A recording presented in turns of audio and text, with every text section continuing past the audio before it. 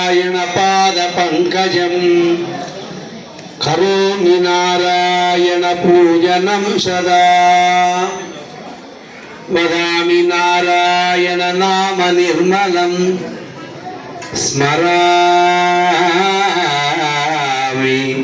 నారాయణ తత్వమవ్యయం. ప్రియ భగవద్బంధువులారా,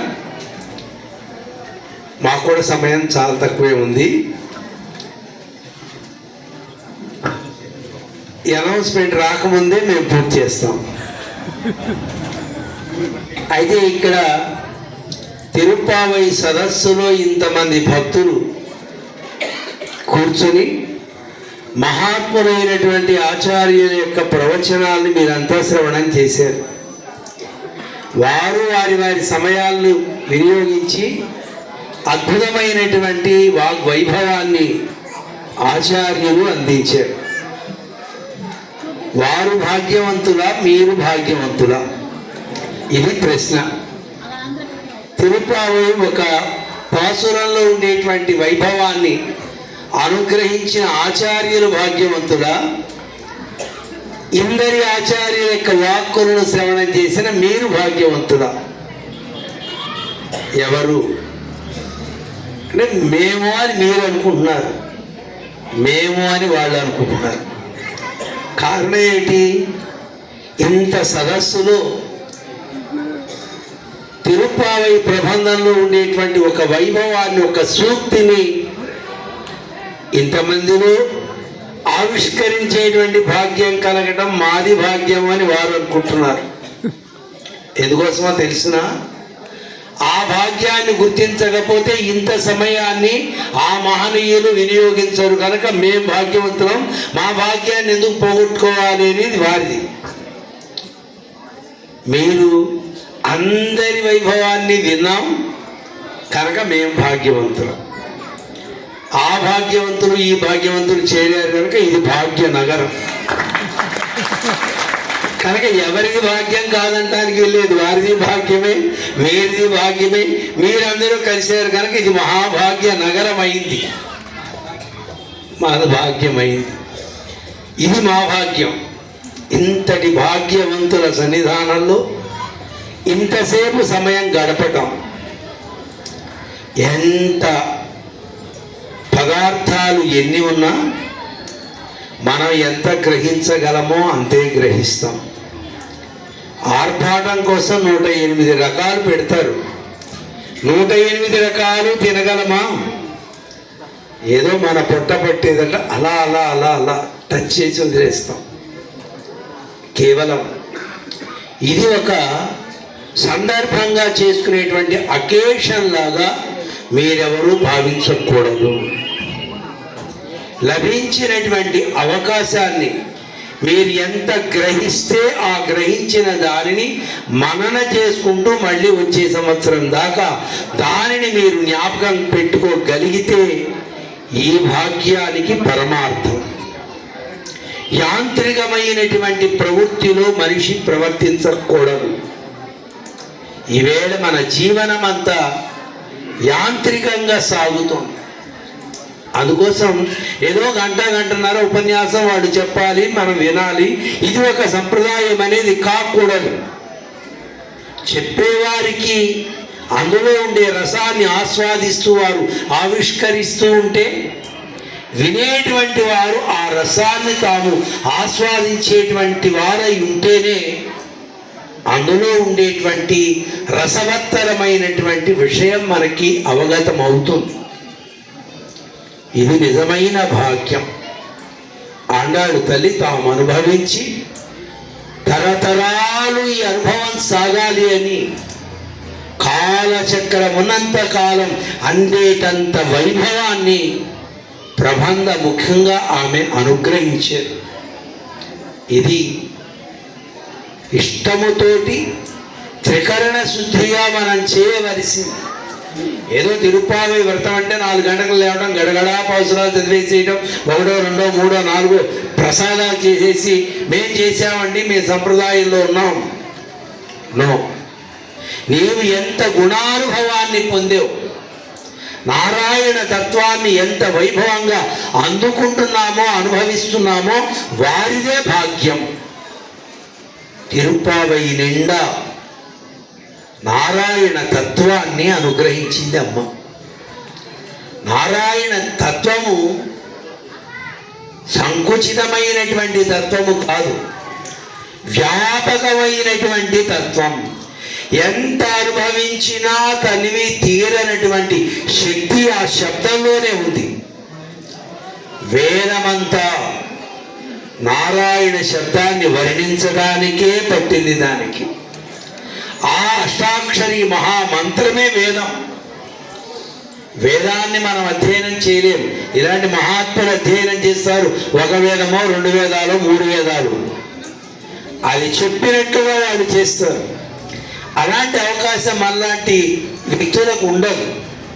మరి మనం ఎలా ఉజ్జీవించాలి? వేదసారతమైనటువంటి ఆ మంత్రాన్ని ఆచార్యుల సన్నిధానంలో ఉపదేశం పొంది ఆ మంత్ర అర్థవైభవాన్ని, శబ్దవైభవాన్ని అనుభవించగలిగితే జీవితం పరిపూర్ణమవుతుంది. అలాంటి నారాయణ తత్వాన్ని అనుభవించడానికి మానవ జన్మ యొక్క ప్రత్యేకత. దేవతలకు, ఇంద్రాది దేవతలకు కానీ, యక్షులకు, కిన్నరులకు, కింపురుషులకు, గంధర్వులకు కానీ లేనటువంటి భాగ్యం మనిషికి ఏది అంటే నారాయణ తత్వం అనుభవించేటువంటి భాగ్యం. ఇది మనకి ఇహలోక సౌఖ్యాలను, పరలోక సౌఖ్యాలను, ఆత్మ సౌఖ్యాన్ని, జన్మరాహిత్యాన్ని ఎవరెవరు ఏది కోరుకుంటే అది ప్రసాదించేటువంటి అద్భుతమైన శక్తి కలిగిన మంత్రం. ఈ మంత్రం యొక్క ప్రాధాన్యత ఈవేళ ప్రపంచానికి అందాలి. ప్రపంచంలో ఎక్కడా శాంతి లేదు. ఎక్కడ చూసినా కొట్లాట, ఉగ్రవాదం, ఆర్థిక నేరాలు, మనుష్యులలో అసంతృప్తి, ద్వేషాలు, విద్వేషాలు, ఒక దేశం పాడైపోయినా పర్వాలేదనేటువంటి దుర్మార్గపు స్థితి ఈవేళ ప్రపంచంలో ఏ దేశంలోకి వెళ్ళినా కనపడుతోంది. ఈ విద్వేషం పోవాలి. అందుకోసం నారాయణ మంత్ర ప్రభావం పనిచేయాలి. శ్రీ వైష్ణవ ఆచార్యులందరినీ మేము వారి శ్రీపాదాలను దర్శిస్తూ ప్రార్థన చేస్తూ విజ్ఞాపన చేస్తున్నాను. మీరు నారాయణ మహామంత్ర ప్రభావాన్ని లోకానికి పంపించేటువంటి ప్రయత్నం చేయండి. అందుకోసం మాకు ఒక చిన్న ఆలోచన కలిగింది. ప్రపంచంలో శాంతి ఏర్పడాలి అంటే నారాయణ అష్టాక్షరి మహామంత్రాన్ని 1,000,000 సార్లు జపించి 1,000,000 సార్లు ఆ మంత్రముతోటి యజ్ఞం చేస్తే ఏదో వ్యాపించి ఉన్నటువంటి విద్వేషం ఇది నశిస్తుంది అని మాకు విశ్వాసం కలిగింది. 40 సంవత్సరాలు ఆ మంత్రంతో మేము ఎన్నో రకాలైనటువంటి ప్రయోజనాలను సమాజానికి అందించే ప్రయత్నం చేస్తూ ఉన్నాం.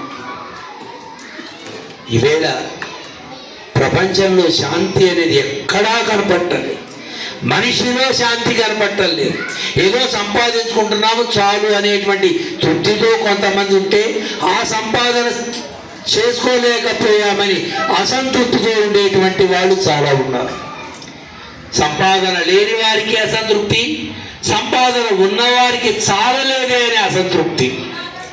ఇవి వ్యక్తులను పీడిస్తున్నాయి. నారాయణుడు ఎలా వ్యాపకుడై ఉన్నాడో ప్రపంచమంతా అవినీతి కూడా వ్యాపకమై ఉంది. ఈ అవినీతి వ్యాపకమే ప్రపంచంలో అశాంతికి కారణమై. అందుకోసం ఏప్రిల్ 19వ తారీఖు నుండి 26వ తారీఖు వరకు మేము పుట్టినటువంటి గ్రామం కృష్ణా జిల్లా అవనిగడ్డ తాలూకాలో ఉల్లిపాలెం అనే ఒక గ్రామం. అక్కడ మేము పుట్టగమనిపై శ్రీమన్నారాయణమూర్తి ఆలయం ఉంది. ఆలయం ఇప్పుడు అభివృద్ధి అనేటువంటి పేరుతోటి చాలా వైభవంగా క్రమంగా 15 సంవత్సరాల నుంచి నిరంతరంగా అభివృద్ధి జరుగుతోంది. వేలాది మంది భక్తులు దర్శనం చేస్తున్నారు శ్రీమన్నారాయణ. ఆ స్వామి సన్నిధానంలో ప్రపంచ శాంతి కోసం 8 రోజుల పాటు కోటి శ్రీమన్నారాయణ మహామంత్రముతోటి శ్రీమన్నారాయణ మహాయజ్ఞం అనే పేరిట యజ్ఞాన్ని నిర్వహించదలిచాం. దానికి ఇప్పటిదాకా జరిగినటువంటిది జ్ఞాన యజ్ఞం. మహాత్ములు ముఖే సరస్వతి అని వాళ్ళలో ఉండేటువంటి ఆ జ్ఞానాన్ని అద్భుతమైన ఆవిష్కరణ చేస్తే దాన్ని శ్రవణం చేసే భాగ్యాన్ని మనం పొందాం. కానీ యజ్ఞము ద్రవ్యంతో కూడింది, ధనం ఖర్చుతో కూడింది. 15,000 కేజీల ఆవు నెయ్యి కావాలి. 254 మంది ఇలాంటి శ్రీ వైష్ణవ ఆచార్యులు అక్కడ నిష్ఠగా 1 కోటి సార్లు మంత్ర అనుష్ఠానం చేస్తూ హోమం చేయాలి. యాగశాలల నిర్మాణం, ఇలా వచ్చినటువంటి లక్షలాది మంది ప్రజలకు భోజన భాజనాదులు, ఇదంతా ద్రవ్యంతో కూడింది కనుక ఈ ధనుర్మాస కాలంలో ఇలాంటి గోదమ్మ గోష్ఠులు బాగా విరాజమానంగా అన్ని ఆలయాల్లో ఆసేతు హిమాచల పర్యంతం సాగుతూ ఉంటుంది. ఈ భాగ్యనగరాన్ని ఎంచుకొని ప్రతి ఆలయాన్ని సేవిస్తూ భక్తుల యొక్క పవిత్రమైనటువంటి ద్రవ్యాన్ని యజ్ఞ భిక్షగా స్వీకరించి యజ్ఞాన్ని పూర్తి చేయాలి అని అనుకున్నాం. ఈ తిరుపావై సదస్సులో పాల్గొనేటువంటి మంచి అవకాశాన్ని మా కులశేఖర ఆళ్వార్ స్వామివారు మాకు అనుగ్రహించారు.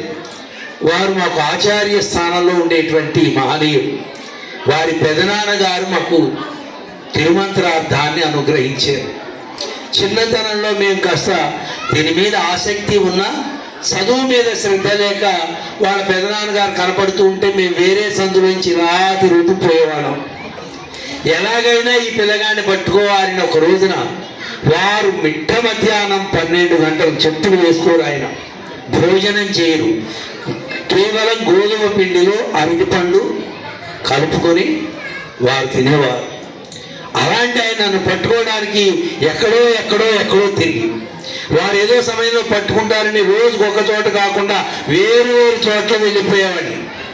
ఒకరోజు పట్టుకొని, నాయన ఇవాళ పాఠం చెప్తాను అంటే దుఃఖం వచ్చింది. అరే రేంత మహానుభావాన్ని బాధ పెట్టానే, చెప్పులు లేకుండా ఎండలో నా కోసం తిరిగి వచ్చారే, అసలు నేను మనిషినేనా అనిపించింది నాకు.